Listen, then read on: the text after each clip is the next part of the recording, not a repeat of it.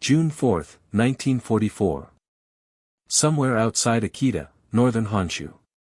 The sun was just beginning to rise over the rice paddies, casting long silver fingers of light across the mist-shrouded fields. The scent of damp soil blended with something richer, the warm, viscous aroma of honey wafting from the clusters of beehives tucked along the edge of the bamboo grove. Aiko Tanaka, aged 36, stood with one hand braced against the weathered cedar frame of a hive, her cotton yukata clinging to her shoulders in the humid dawn. Bees hummed serenely around her, weaving in and out of their hexagonal fortresses with disciplined grace. In that instant, she resembled not a simple farm wife, but a serene commander overseeing a legion of iridescent warriors. She scooped a ladle into a clay pot, the honey dense, golden, and shimmering, then let it cascade in a languid stream back into the vessel. Her voice, roughened by decades of pipe smoke and biting Akita winters, shattered the hush. The purest nectar on earth, she grumbled. But there's no purity left in this war. Behind her, the faint drone of propellers swelled. Not water wheels, not carts, but aircraft. Imperial Japanese Navy Zero fighters on a patrol sweep, slicing low over the countryside, bound for the Marianas, for the Pacific, for oblivion. Aiko peered upward. She offered no salute. She merely observed. There was no one left to greet. Her sister Miko had deployed the previous autumn. No missives in months. The conflict seemed like a remote nightmare, one that had devoured every sturdy woman and stranded caretakers like Aiko in its wake. With bees, toil, and solitude, she grasped another pot when a guttural roar pierced the buzz of insects. A supply wagon rumbling up the dirt track. Camouflage netting. Imperial Army insignia. A dispatch rider dismounting with a ledger and a clipped Tohoku dialect. Aiko Tanaka. That's me, she replied warily. You're listed. We're commandeering honey for transport to the 14th Army. It states you've 350 hives. Correct? Aiko wavered. Correct. But do you truly require honey out there? The rider's face remained stern. Ma'am, we require all, particularly what endures. As the wagon maneuvered toward her storehouse, Aiko sensed an odd blend of honor and futility. It wasn't rifles or shells she was dispatching, merely pots of honey. She murmured, nearly to herself, no one's ever claimed a victory with bee drool. Yet she erred. And in merely 72 hours, 72 fleeting hours, one of her foolish notions centered on that precise honey would aid in rescuing a fleet of Japanese barges navigating through Allied-infested waters off New Guinea. They dubbed her a simpleton, an outsider, merely a farmhand until her ploy with honey altered the tide of the war, the fields, the bees, and the fray. Aiko Tanaka was no paragon by traditional measure. She was a cultivator, an apiarist, and akin to countless women in agrarian Japan. She had seldom ventured beyond her native prefecture. Born in 1908, she succeeded to 160 cho of land from her mother, complete with an aged granary, a line of ox carts in assorted decay, and several score beehives nestled beneath a persimmon tree.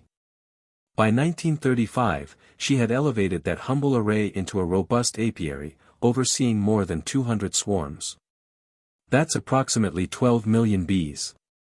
She yielded up to 3,000 kin of honey annually, a yield that positioned her among the premier apiarists in northern Honshu.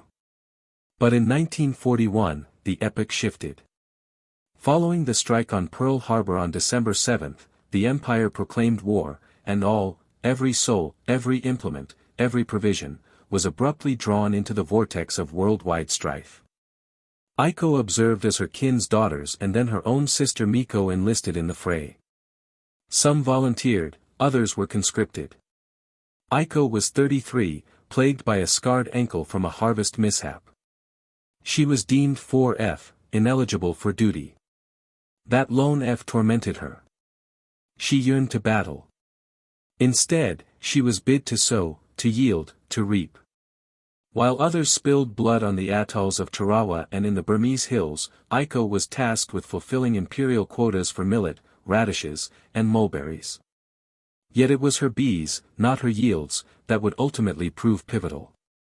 In the war's nascent phases, sugar emerged as one of the most rigorously rationed commodities in the empire. In 1942, the authorities enforced severe caps on civilian sugar intake, a mere 26 kin per individual yearly, slashed from 100 pre-war. Sugar was vital for all, from canning provisions to fabricating propellants. Thus, non-combatants resorted to honey, as did the forces. Honey was enduring, calorie-rich, and inherently antiseptic. It never soured, required no chilling, and could be portioned into compact tins for frontline troops. The Imperial Army sought providers capable of satisfying this surging need. Aiko's title surfaced in a Ministry of Agriculture registry in 1943 as a certified honey maker with excess output. She received a dispatch in the post proposing a modest state pact. Unpretentious. Simply convey 700 kin of honey to a refinery in Sendai. It would be sealed, branded army provision, and ferried to wherever imperial daughters clashed. Initially, Aiko pondered little of it. She packed the pots, completed the forms, and resumed minding her swarms. But covertly, another scheme unfolded. The imperial military wasn't solely employing honey as sustenance. Discreetly, technicians and healers had commenced trials with it in unproven manners on a grand scale. Honey, they found, could serve in battlefield poultices for injuries owing to its germicidal prowess. It could sheath alloy to avert corrosion. Blended with beeswax, it could craft watertight gaskets and even hush the groan of vessel fittings amid covert maneuvers. And still, back on the homestead, Aiko remained oblivious. To her, the strife lingered afar. Epistles from Miko arrived sporadically. The ration slips dwindled. The heavens brimmed with the clamor of traversing warplanes. And still the bees toiled. By late 1943, Aiko had augmented her venture to 350 hives. That signified over 20 million bees in her charge, generating sufficient honey to burden a modest rail carriage. Yet she persisted in believing she idled on the periphery. She could scarcely foresee that her unobtrusive labor buried in Japan's verdant core would soon clash squarely with one of the most daring supply ventures of the Greater East Asia War. All it demanded was one instant, one concept, and a ruse so daft none imagined it feasible. Initial trials and opposition. By spring 1944, Aiko Tanaka was yielding more honey than any steward in her domain, nearing 4,000 kin. But as honey streamed from her hives, her ire thickened with each consignment she dispatched. The state divulged naught of the pot's fate. No recognition, no gratitude, no evidence it aided. She'd heap casks into army wagons that bore no visages, merely gauntlet palms, terse endorsements, and the whir of a motor vanishing beyond the rise. Like casting it into the sea, she confided to a neighbor. Uncertain if it ever touches a fighter. Her fellows offered scant solace. Still fiddling with bee sap, one queried at the shrine. We're striving to claim the war here. Another hissed aside. Rumor has it the army'll award you a badge of beeswax. Aiko feigned mirth, but the acrimony lingered. She'd forfeited 2 dear comrades to the levy, and her sister's final dispatch bore December's date. It was now April. Each eve, she'd perch in quiet, a palm on her ankle, perusing that terminal letter repeatedly. Miko had inscribed, "We're chilled, sodden, at times famished, but we advance, eternally advancing. If you dispatch aught, send solace." That phrase, send solace, seared into Aiko's musings. Thus, she began viewing honey anew. It wasn't mere fare. It was viscous, enduring fuel. It was impermeable, adhesive, perpetual. It could encase, safeguard, adhere. She recalled how her grandmother had burnished her geta with a blend of beeswax and camellia oil. How a kin once sealed a cistern breach in a rickshaw with honey. What if honey could achieve more? One twilight, while mending a creaky latch on her granary portal, she soaked a cloth in a slurry of aged honey and sesame oil and daubed it onto the corroded pivot. The screech ceased forthwith. The subsequent morn, a wagon from the Sendai depot arrived at dawn. Identical garb, identical ledger, but this instance the lieutenant overseeing appeared drained. "Yesternight we forfeited 6 barges off Byac," she uttered, unwittingly betraying the sight. "Forfeited?" Aiko probed. "Machinery clamor, reek of fuel. Yankees detected us leagues away. We can't glide in with barges stinking of kerosene and moaning like tombs." A spark ignited. Aiko inclined nearer. "I've a blend. Devised it myself. It stills pivots. Mask scent. It's solely honey, beeswax, and sesame oil. You expect us to daub drool on army barges?" Aiko held firm. "Might preserve 6 barges henceforth." The lieutenant guffawed heartily. "In earnest?" "Utterly earnest." She anticipated derision anew, but the lieutenant halted, then declared, "Very well, 1 cask. I'll bear it to the cadre at Rabaul. See their verdict." That night, Aiko slumbered not. Days elapsed, then fortnights, no tidings. She reverted to her hives, beholding bees whirl in compact helices atop the combs. All in them was muted exactitude. No excess, no vanity, mere utility. She pondered how bees lacquer their domiciles with propolis to caulk fissures, to dampen quivers, to conceal their being from foes. She hissed beneath her breath. Those tiny fiends mastered camouflage eons ere we grasped it. Then on May 12, a drab imperial coupe glided into her yard. 2 figures alighted. One sported a healer's brassard. The other donned supply garb. No regalia, merely drab robes and flinty gazes. "We've learned you've been blending sundry," the robed one stated. Aiko inclined her head. "We conducted a trial," the other appended. "On 3 barges, slathered the rudders, hatches, and stacked cowls with your blend." "And?" Aiko queried, scarcely exhaling. "They glided mute. Scented like a tea-house, but glided hushed. Yankees heard us not till we crested the atoll." The robed one proffered a scroll. "Henceforth, you're commissioned to yield 100 gallons of blend monthly. Moniker, Gentle Whisper." Aiko batted her lids. "Pardon?" "Gentle Whisper," the functionary reiterated. "Enter the fray, Madame Tanaka."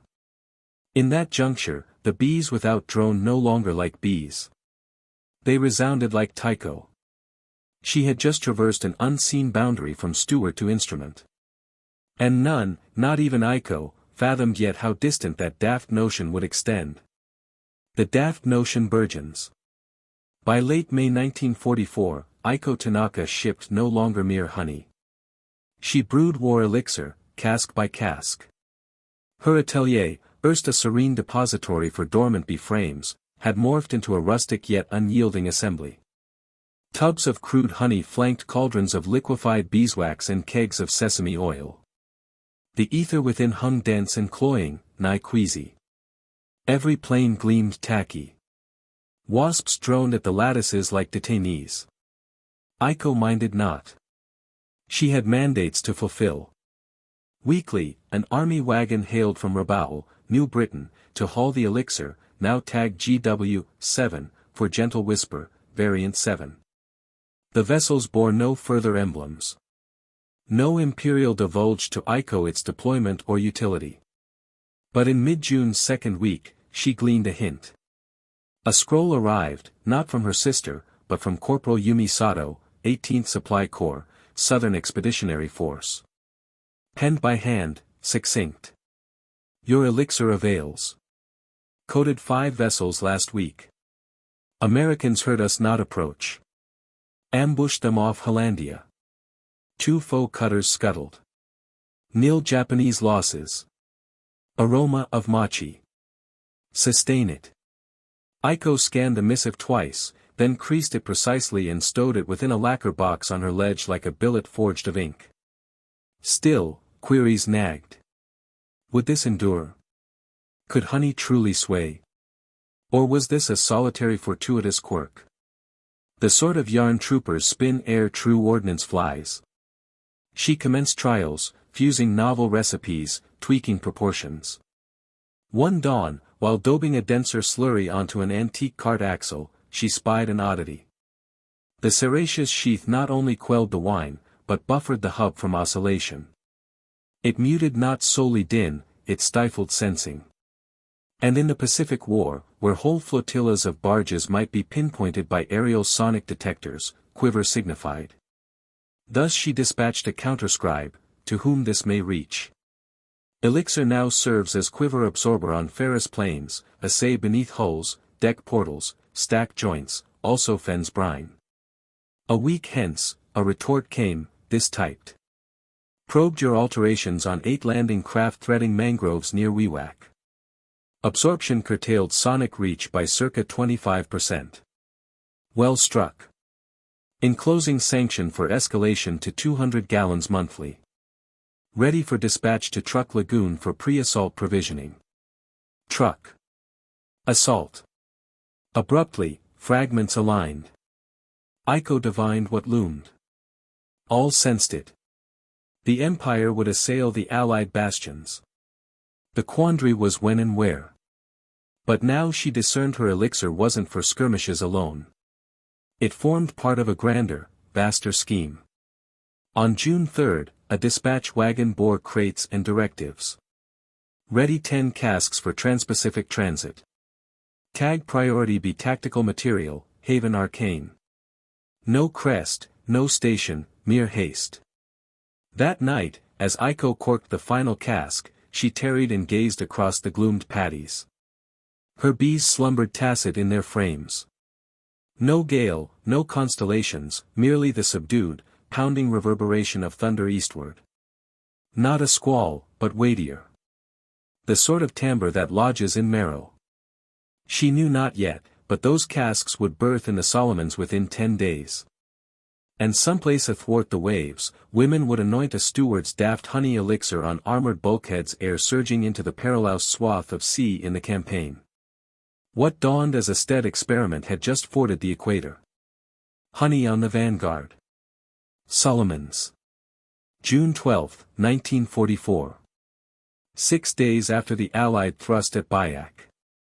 Amid the pandemonium of the island shallows, squadrons of Japanese barges chugged along mine straits beneath nocturnal veil. The mangroves loomed dense. The foe clung entrenched, and Yankee ambuscade struck swift and unheralded. But this occasion diverged. Per Lieutenant Haruka Nakamura, 2nd Fleet Auxiliary, a string of adapted barges had slithered tacit through a sector off Kolombangara, skirting what sentries termed a slaughter strait. No Ferris chimes, no grating portals, no betraying kerosene fog. We were specters, Nakamura would pen later. They awaited rumble and clatter. Instead, we proffered hush and treacle. That hush bore a title. Gentle Whisper Elixir Variant 7, a tacky sable veneer daubed on rudders, hinges, and stack baffles. Wharf hands dubbed it Wasp Tar. Foot soldiers called it Phantom Nectar. But by any sobriquet, it availed. Back in Akita, Aiko Tanaka knew naught of the tumult. She merely persisted in yielding, in fusing, in agitating. Her palms blistered from scalding wax. Her limbs throbbed from lugging casks. But she halted not. Then on June 22, an Imperial courier bore an anomaly, a plain envelope, sealless, harboring a snapshot. It was monochrome, coarse, and frayed at borders. But it captured essence. A Japanese flotilla of 6 barges moored secure amid atolls near Rabaul. One trooper hunkered by a prop, clasping a swab in a tin, inscribed in ink verso, "Your elixir, it redeemed us." That image struck Aiko fiercer than any dispatch. It signified her labor, her bees, her granary, her perspiration was no longer provincial toil. It was now fused into the apparatus of reclamation. By July, the Imperial Navy supplied directive greenlit gentle whispers spread to a full cadre of tactical squads. Over 400 gallons weekly shipped overseas. British and Australian units clamored for the elixir in their nocturnal forays in New Guinea and beyond, and still the enigma endured. The Yankees noted scant echoes, scant mechanical traces. They ascribed it to foliage, gusts, climb. They knew not that a steward in Honshu, a woman once scorned at the mill, had devised a cloaking artifice from naught but essence. Then arrived the premier ordeal. On July 29th's night, Imperial scouts snared an Allied scheme to torpedo a vital Japanese replenishment lane off Bougainville. At minimum 3 legions hinged on those barges. Should they be struck, whole forward posts would yield ground. A verdict fell. Unleash a complete armada, 84 barges, anointed in gentle whisper. The wharf crew had sole 6 hours to slather the elixir.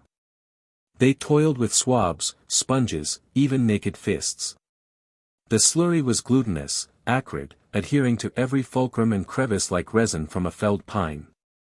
At 0200 hours, the armada surged. No lanterns, no motor roars, no whines, merely undulating shades through the haze. Yankee spotters heard them not. Yankee depth charges slumbered. And by 0600, the full provision voyage concluded sans solitary forfeit. Not one barge holed, not one sailor maimed. The post-mission ledger was terse. Hush guarded maneuver veiling. Advise persistent elixir GW7 deployment in nocturnal armadas. For the inaugural in the Pacific Theater, a supply prodigy transpired, and none could elucidate it. But one woman in Akita harbored a inkling, for that selfsame morn she garnered another parcel. This from her sister Miko. Within lay a frayed field haori reeking of brine and kerosene, and a billet. Your honey preceded me hither. Aiko creased the billet, pressed it to her bosom, and sank onto the sill beyond her granary. She could scent the wax and the oil aloft. But beneath, she discerned the bees, and they scented of prospect. A minor ruse in a vast clash. August 20th, 1944. The slot, Solomon Sea. For moons, Imperial hosts had repelled Yankee incursions westward across the Isles. But what commenced as a containment menace to burgeon a calamity, not for the Empire, but for the Allies. Nigh 50,000 doughboy troops were ensnared betwixt 2 converging Imperial navies. Should they be corked, the Yankee cordon in the Pacific would crumple. Should they flee, the campaign in Oceania would protract for moons. The slot, a scant 20-kilometer channel of fractured reefs and turbid tides, devolved into a arena of despair. Japanese Admiral Isoroku Yamamoto's air needed provisions to outpace the foe. Petrol, shells, victuals, wirelesses, all. Enter Armada Delta 9. 212 barges, 38 launches, 12 gunboats, all freighted to bursting and slated to ford into the slot domain under nocturnal shroud via uncharted coral paths, spans scarcely broad for sampans, and routes ringed by palms dense enough to engulf the moonlight. At 1900 hours, ere dusk, the harbor master issued a fiat that would ring absurd in any other strife. Anoint the Tanaka elixir, total envelopment. 70 wharf hands leaped to task. Casks etched GW7 unrolled. The honey-rooted elixir, tacky, ponderous, and sable as lacquer, was swabbed onto hatch hinges, rudder joints, cowl gaskets, and stern locks. The breeze bore scorched sucrose and sesame haze. Within one barge lounged Corporal Miko Tanaka, 3rd Naval Auxiliary, Aiko's sister. She knew not the elixir being brushed onto her craft's stack stemmed from the selfsame palms that had hauled her from bog snags as a girl in Akita. She knew merely the commander's words. These barges creak not. Stench not. You glide tacit.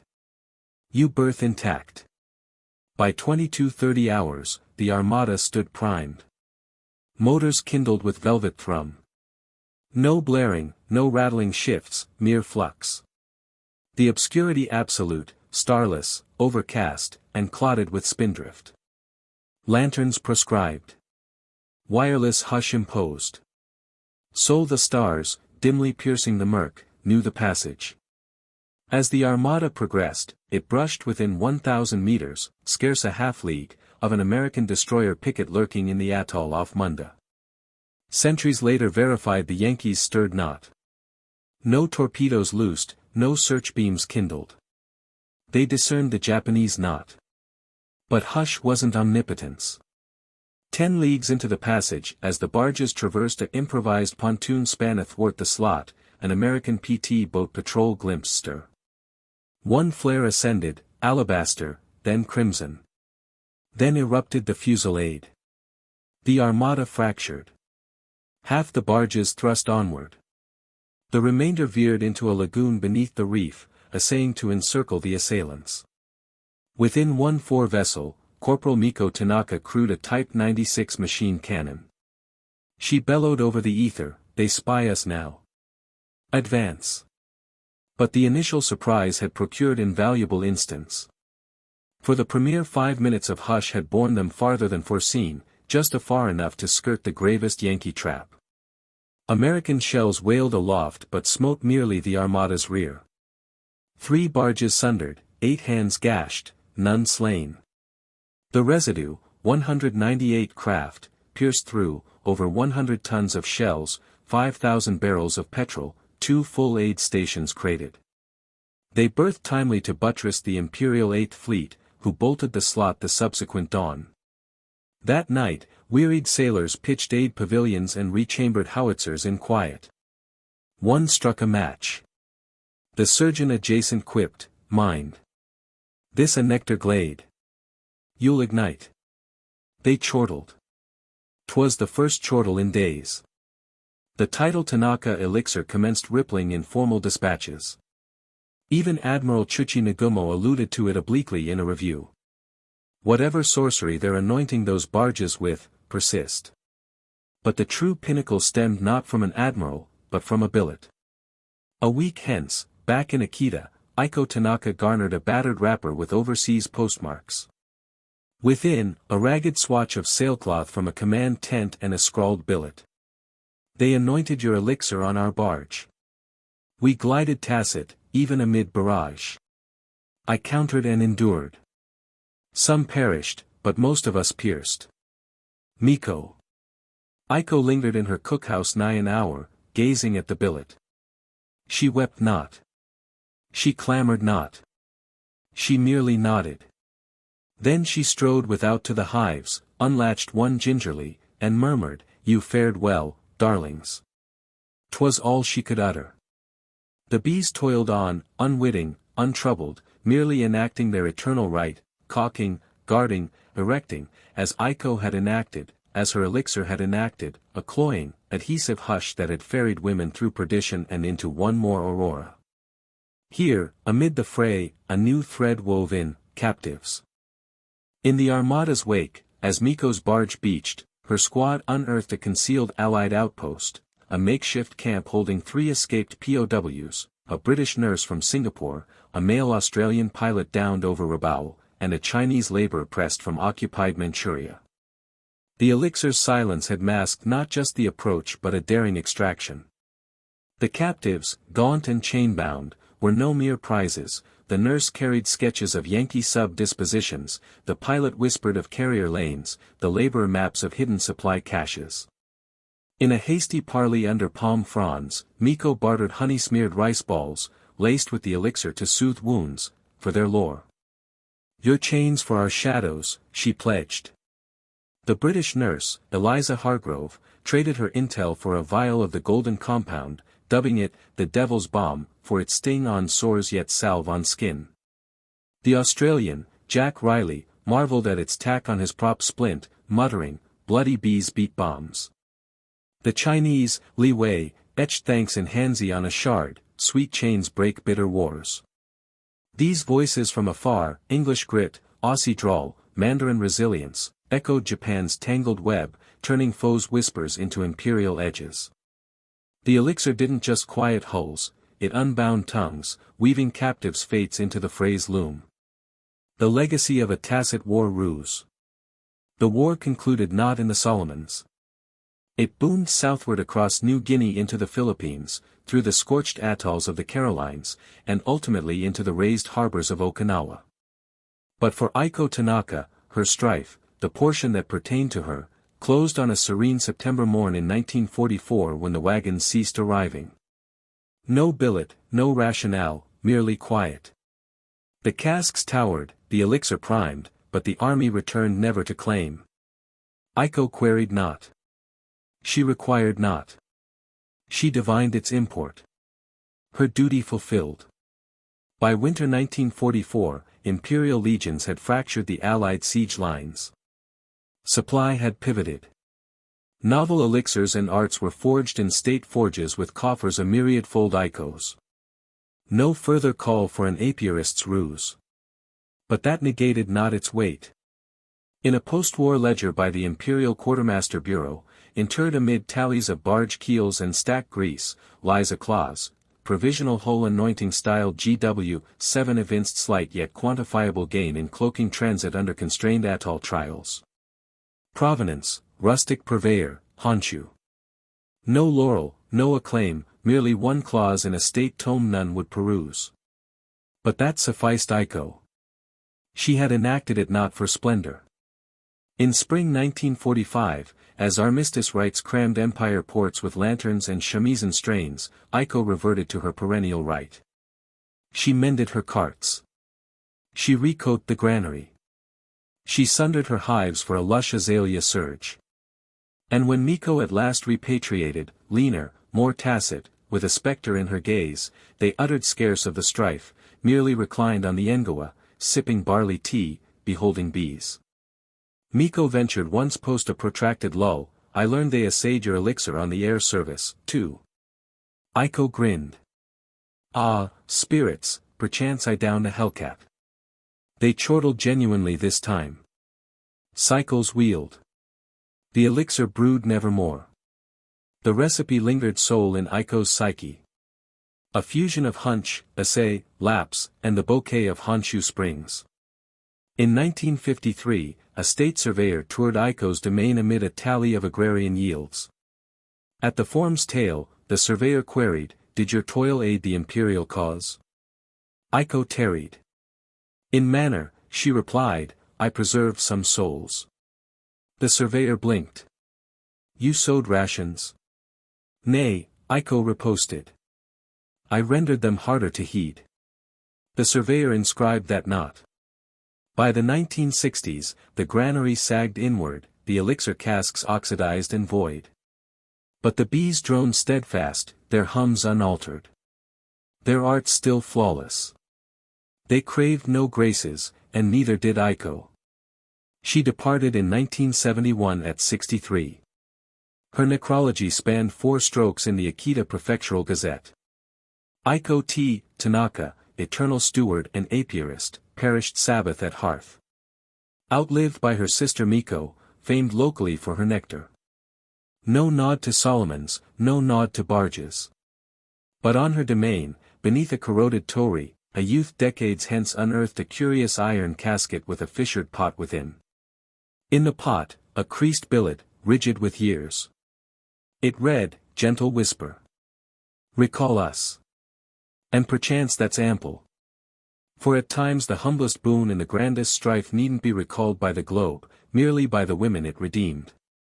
Amid this, new planes soared into the tail, the elixir, slathered on zero underbellies, hushed their dive whines over Leyte, foiling radar pings and letting pilots like a captured American aviator's tales, relayed via the Australian POW, guide strikes on hidden carriers.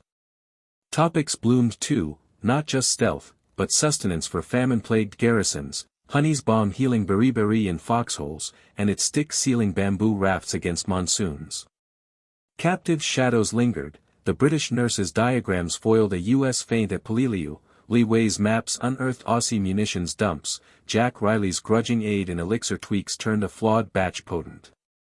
These threads, spun from honey's gold, bound Japan's isle-born cunning to the war's vast, salt-sodden gyre. 'Tis simple to deem chronicle forged by admirals and carriers, by vast designs, famed orations, and clashes with titles carved in stele. But at times, 'tis wrought by humbler stuff, like a woman solitary in a granary, like a hive of bees, like a viscous aureate that ne'er intended strife. Aiko Tanaka ne'er stormed a reef. She ne'er loosed a shot. But her honey, her so-called daft ruse, churned through the slot's murk. It forded spans amid salvo. It adhered to the rudders of barges bearing maimed girls home. And it wrought what nine naught else in strife ever does. It redeemed live sands claiming any. There's profundity in that empire-born, human notion, that amid the slaughterous tempest the globe e'er beheld, one woman wielding the most primordial and innate bounty of soil could sway the scales, not with fury, but with wit. A pot of honey became an armament of hush. And for an instant, hush was triumph. Thus perchance 'tis worth pondering, how many sundry boons have we overlooked? How many campaigns were nudged not by shot but by fancies? And here's my query to thee. What's the queerest manner thou'st witnessed one sway the scales?